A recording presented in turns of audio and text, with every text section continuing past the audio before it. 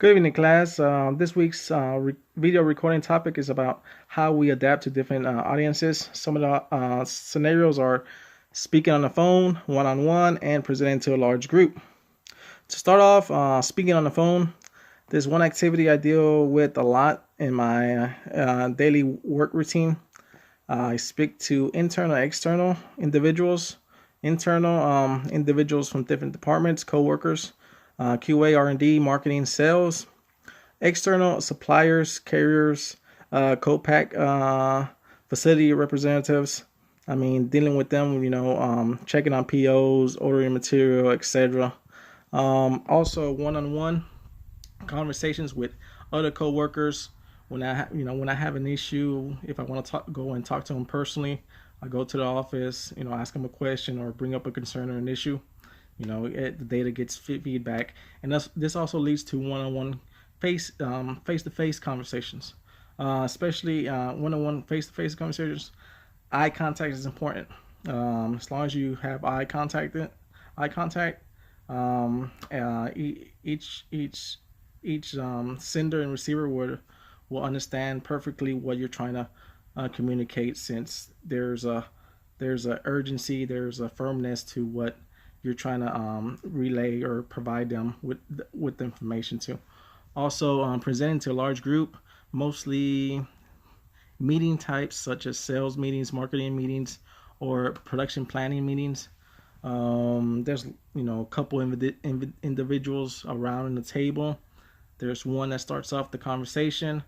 Eye-to-eye contact is necessary, but in the sense that everyone, the person that's speaking, shares or provides equal eye-to-eye contact for each individual there, because it wouldn't make kind of sense that the individual communicating the issues or the problems or the concerns of the company's business would just stare at one person and so on.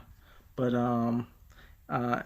nonverbal communication like hand gestures during the meeting are important too, and facial expressions are important too in the meeting, because each department has their own tasks to do, and if a representative from each department shows any doubts, you can see it from their facial expressions or concerns immediately. You see, just for say one department gets more workload than other departments, they'll automatically be discontent, and they can show it through facial expressions, etc. Also, the humor and telling jokes in the professional business world, you kind of want to limit that. I mean, just communicate some of the stories, some of the humor to people you already have a good bond, friendship bonds, and everything. You just want to limit that to any that tire in the professional world.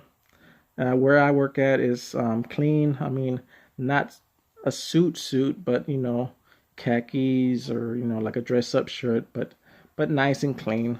Um, Also, I mean, it just, and also like different settings for different audiences. Like church is different because you got to be more respectful.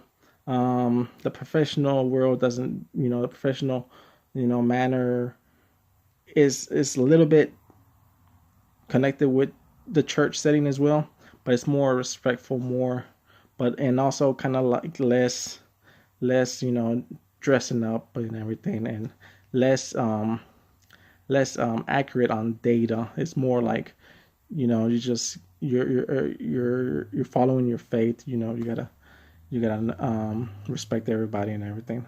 But other than that, I mean, we adapt, or just in my opinion, I adapt quickly to different audiences and everything.